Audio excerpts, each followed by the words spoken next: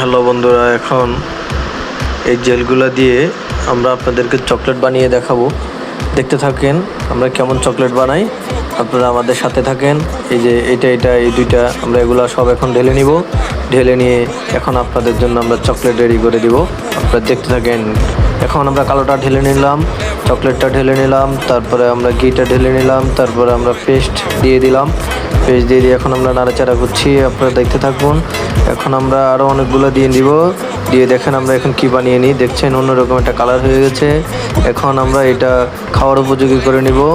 এখন আমরা এটাকে একটার সাথে একটা সুন্দরভাবে মিক্স করে নিব। আরও কিছু দিয়ে নিলাম, দিয়ে এখন আমরা সব কিছু আপনাদের জন্য রেডি করে দিচ্ছি।